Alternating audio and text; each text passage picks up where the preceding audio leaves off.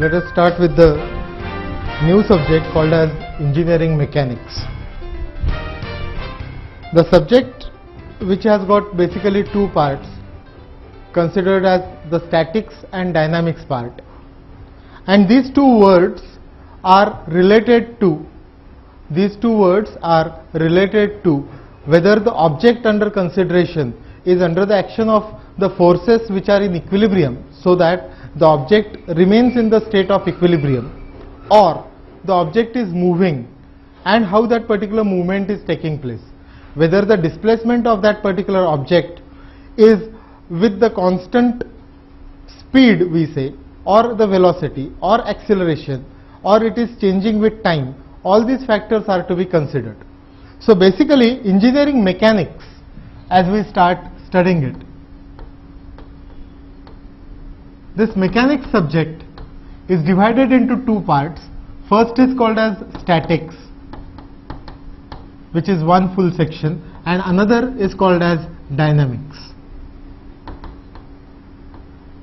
Statics will basically deal with non-moving objects, whereas in dynamics there will be movement. In other words, we will be saying that here the objects are in equilibrium, and this particular word equilibrium comes into picture in relation to the forces which are applied to the object. So the forces are actually in equilibrium, whereas for the movement to take place there must be some external unbalanced force. So there is going to be some external unbalanced force acting on the body, due to which there will be movement, which will result in velocity as well as the displacement. There could be acceleration, there could be impact and whatnot.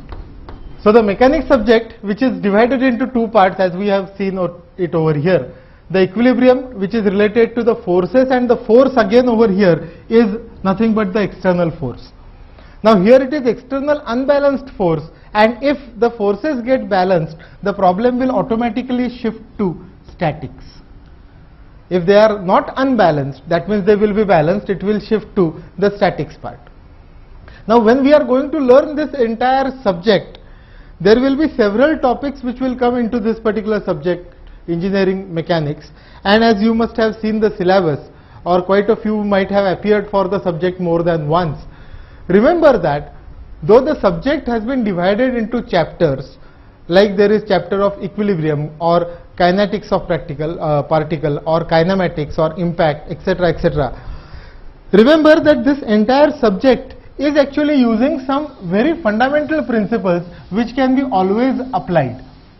And if you have understood these principles very well, then probably teaching this particular subject is just a job of 1 or 2 hours, because once it is conceptually through, we don't have to actually deal with each and every problem. You will have to apply those concepts, those principles properly to each problem, and you will have to devise a method. Now there will be certain known forces or known entities which will come into picture, and certain unknown entities which will come into picture. Of course, from known to unknown will be the journey that we call it as solving the problem.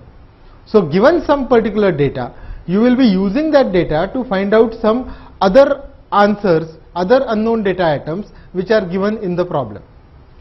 But in between, it does not mean that you will be directly getting, that is, there is a formula and in which you will be substituting everything so that you will get the result. It is going to be some procedure, and that procedure is not going to be the one which can be uniformly applied to all types of problems. Initially, as we start with the subject, yes, we can straight away say that there is a procedure and you will have to stick to that procedure. There are 1 or 2 topics where the procedure plays very important role. But in all other cases, the subject is such that you will have to think at that time. It is not that the thinking is going to be on the same lines.